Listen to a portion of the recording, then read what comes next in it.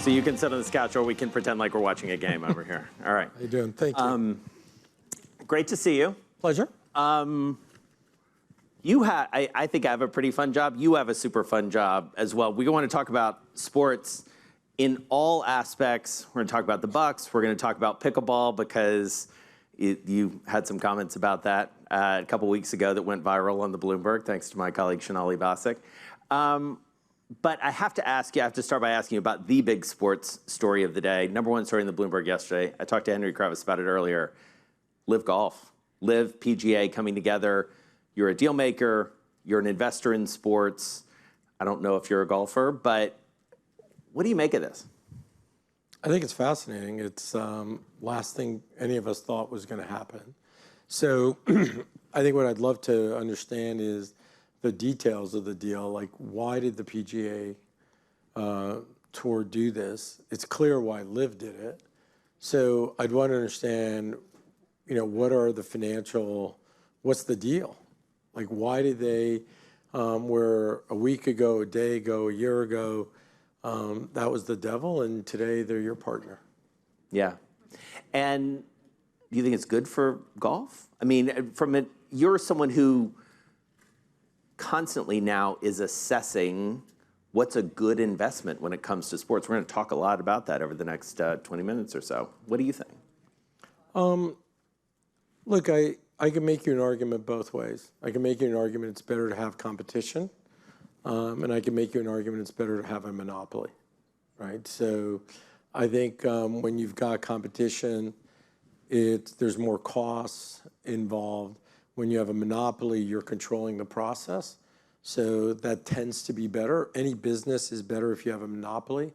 But for fans, it's better when you have competition. Mm-hmm. I want to sort of pan out a little bit and get to sort of the fundamentals of what you see in the world of sports. You have, this is just math, you've been a very successful investor already in this asset class, which it does seem to be an asset class. How did you identify that sports is something that you wanted to pursue as an investment? To me, what sports really is, you're buying a media company, and you're buying a media company pretty cheap. And it's the only thing today in the world that you can't record, right? So all of us will want to watch something, you record it, or you'll sort of stream it.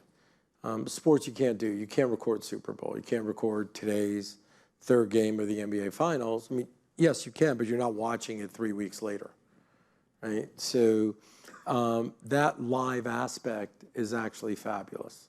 And so what you want to be able to do today in sports is you want to figure out, so pickleball is actually, if you sort of think about it, when I invested in pickleball, I bought the franchise for $100,000. Today, those franchises are worth $5 or $10 million. So that's a great return on your investment. But what's the opportunity? If pickleball gets media rights, if people are putting it on TV and you're watching it, then that value of that franchise will go up. So I'll try to prove my point, right? So everybody here, who watches the Olympics, raise your hand. All right, so the vast majority of people. All right, have you ever watched curling on the Olympics? Raise your hand. All right, as a media executive told me, if you watch curling, you'll watch anything.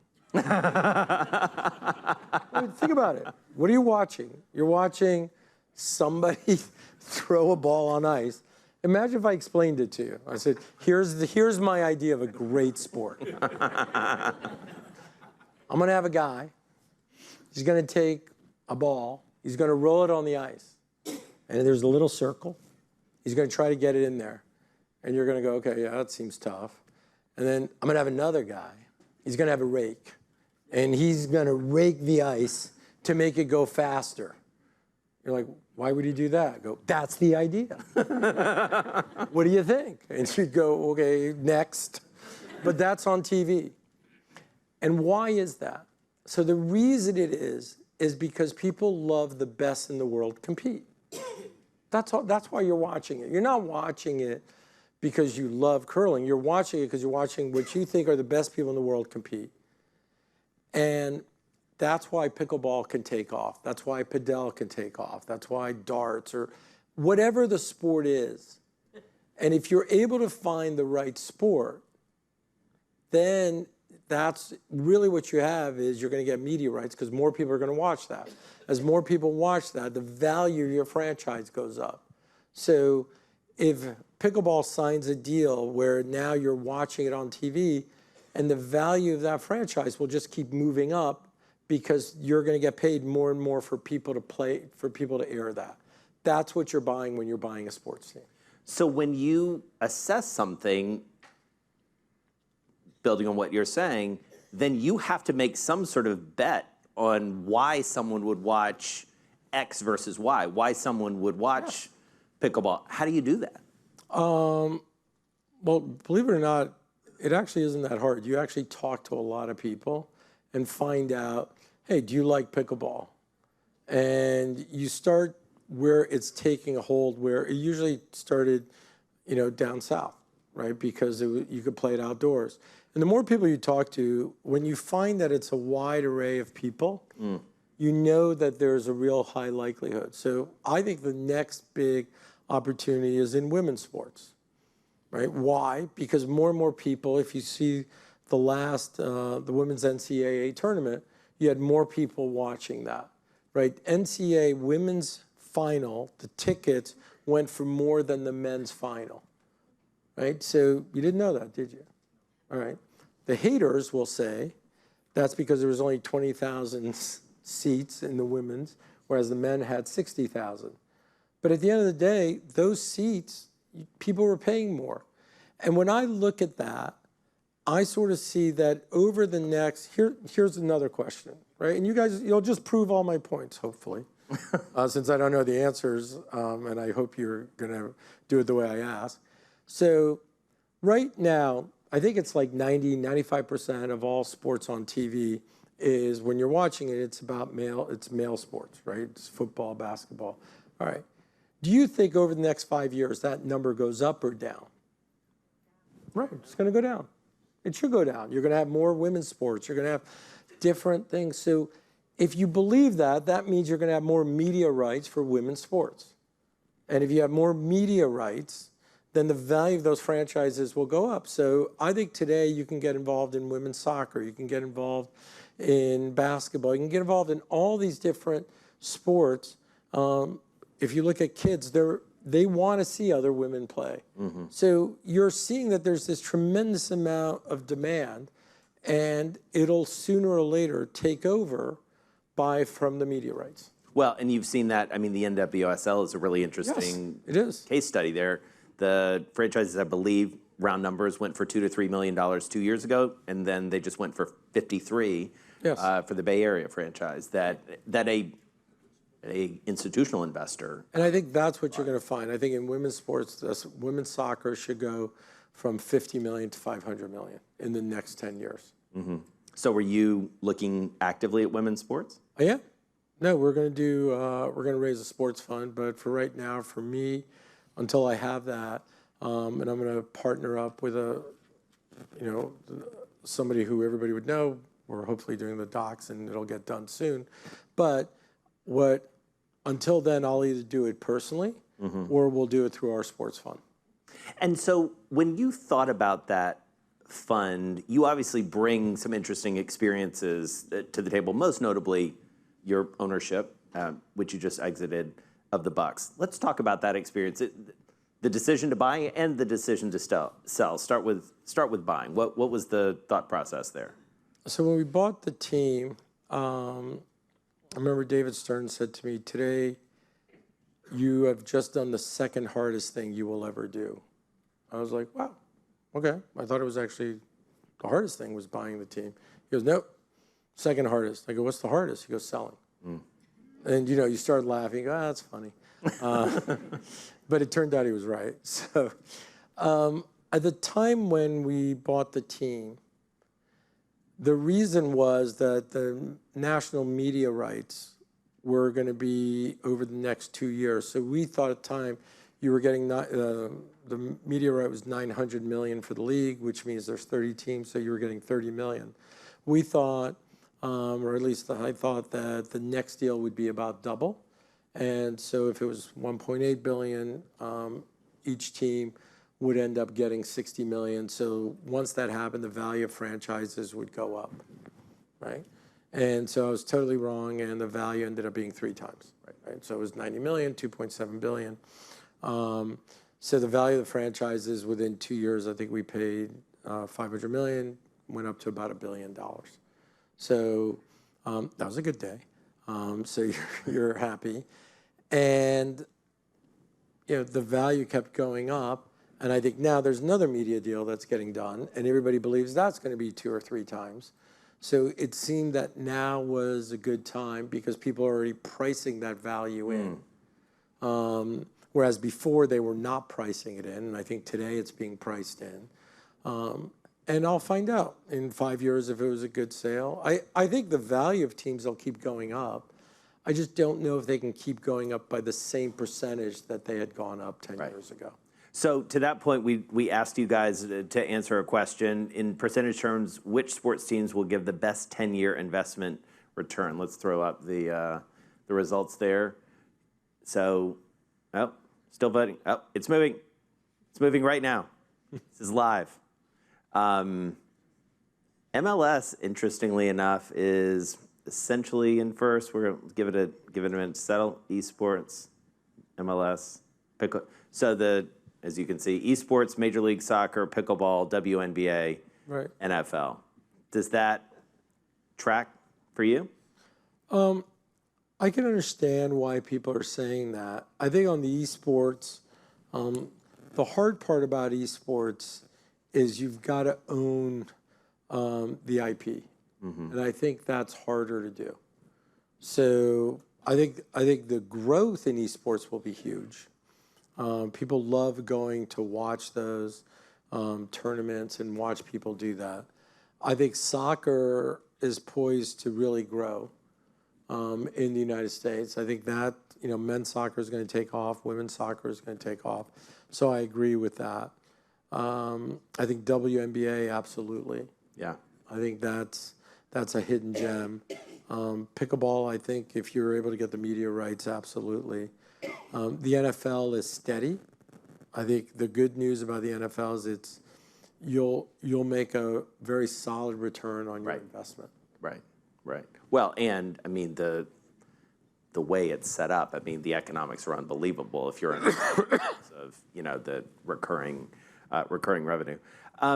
So what do you take from the Bucks experience that you will employ or deploy in this fund environment? What's the biggest lesson? Sorry, I have a bit of a cold. I think it was a great experience. I absolutely loved it. You got to play fantasy basketball every day, which I think was one of the best things I've ever been able to do in my life. I think you got to be part of a great organization. I think Adam Silver is a phenomenal commissioner. You got to be partners with 29 other individuals. So I think you learned a lot. You compete against people on the court, but at the same time, you're actually partners in the whole. So I think for me, the experience was unique. I've been able to use that experience and that knowledge to now translate to do other things in sports. We turned a team that was the worst team in the league, that literally within 5 years, we ended up having a championship team. Thank you so much. And that's pretty unique, right? When we won the championship, the NBA comes to you and says, you're gonna go on national TV and you're gonna hold this trophy up. And you're like, oh yeah, that's no problem. And before I go, my son says to me, he goes, Dad, just so you know, it's really heavy. Whatever you do, don't drop it. And now the only thing I'm thinking is, how heavy is this stupid thing? Did I work out? What have I done? Right. I gotta and they say to you, I'm like, oh, great. And they go, look, you get the trophy, and then you lift it over your head and you walk around to show it to everybody. And I'm like, okay, and the only thing you're thinking is how heavy is this thing? So Adam Silver gets the trophy and he hands it to me. I'm like, well, it can't be that heavy. And he gives it to me. I'm like, sorry. Sorry. It's really heavy. And, you know, I pick it up and I'm lifting it. You know, you're going slow because you obviously don't want to drop it. So afterwards, you know, lifting, it's all good. Everybody screams. I must have gotten 1,000 texts that day afterwards. And, you know, the bunch of people are like, looked like trophy was heavy. You were having a hard time lifting that thing up. And really, I respond, no, it's not that it was heavy. I just didn't want to drop it, so I was going slow to make sure. But on TV, it looks like, So, yeah, but it was a bit of a unique experience. Yeah. And so what are you most excited about investing in? I mean, you mentioned women's sports, but like, take me a level down. Like, what's the analysis that you're doing? And you talked about the media rights, but like, what's the secret sauce that you can bring? Because you got more and more people getting into this. When you guys bought the Bucks, it was a little bit novel. Now it feels like everyone's trying. I mean, we're talking about sports all day today and tomorrow. So, I think what I've learned, I can turn that into trying to make teams into championship teams. I'll give you a good example. You could today, so I would like to go out and buy teams in Africa. I want to buy basketball teams in Africa. I think Africa today is it's where the league was in the US 10, 20 years ago. You want to do the same thing in Asia. You want to do the same thing in India. You can do very similar things in Europe with EuroLeague. There are these massive opportunities out there that really need someone who understands what it's like and what you need to do to win a championship, but what you need to do to win. And so you can take your business experience and you can take your experience owning a team, and when you put the two of them together, there just aren't that many people who've really done that. And I think that'll end up being a little bit different and hopefully be unique and enable us to do things that others have not. Well, I could talk to you all day about this stuff and look forward to our next conversation. I'm glad you didn't drop the trophy. So am I. And I'm glad you're invested in pickleball too, and we got to talk about that. Thank you very much for your attention. Thanks, Marc.